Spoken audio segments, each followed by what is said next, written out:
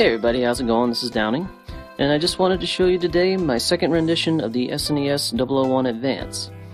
This is the SNES-001 Advance II, which has the same basic premise as the first one, but with some pretty key changes. Now, yes, I still have two controllers that both display video at the same time, audio at the same time, and you can actually play on TV at the same time with all three of them hooked together. The way I went about breaking out the power and the video and all that stuff is a lot different, as well as how I actually crafted the controllers on their own to begin with.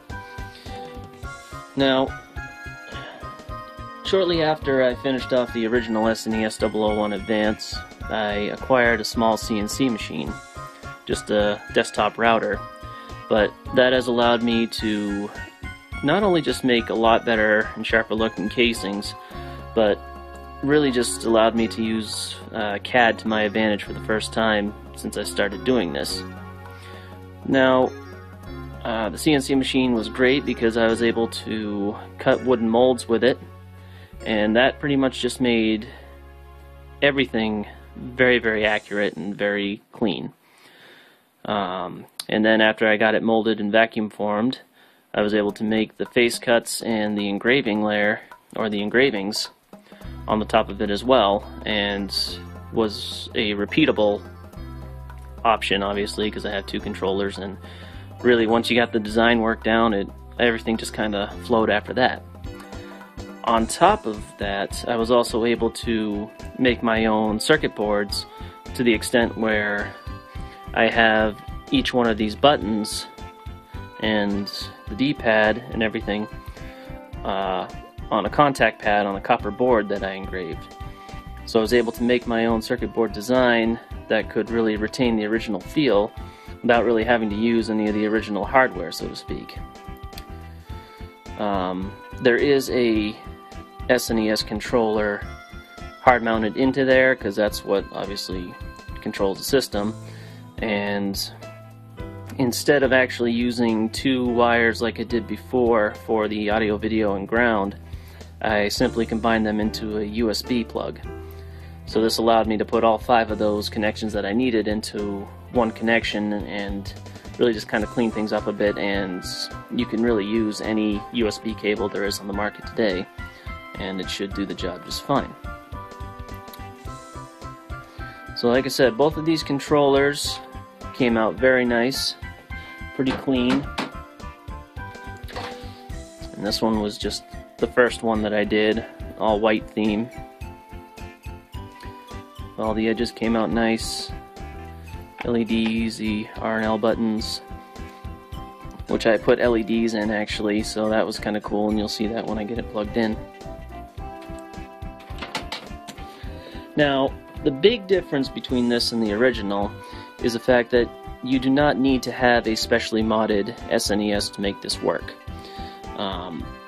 To take care of that, I made a breakout box, which I have right here, which plugs into the back of the unit, and then you can plug into both USB cables into each controller at the same time.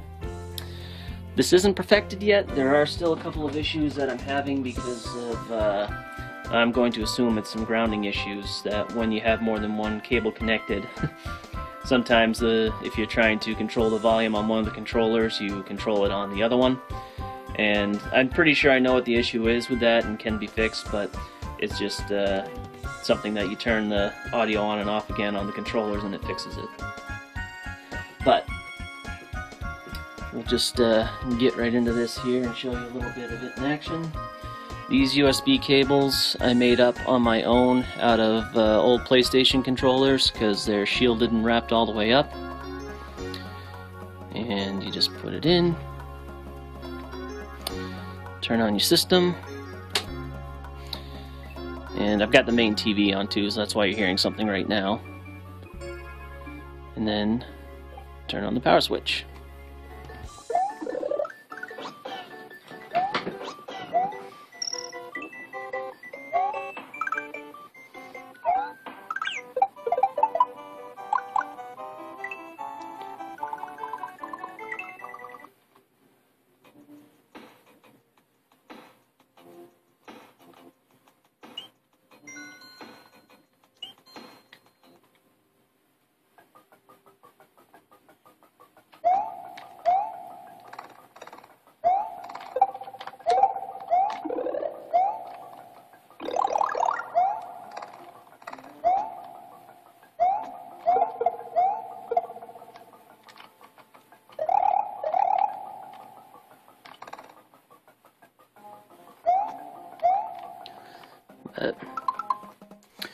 Anyway, that's the general idea for that. And I need to turn that off. Now the systems do not reset or short out like the last one did, just because it's all USB connected. And then just to show that the other controller in fact works too, you flip it on, that brings it all up, and I like little LEDs and so forth. But you've seen it before in action before, and let's just see.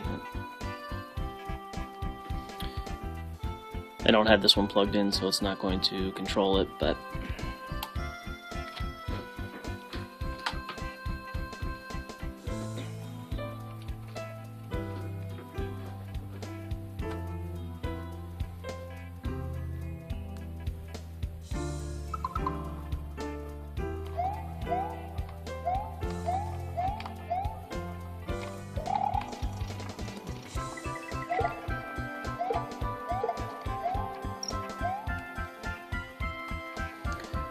anyway,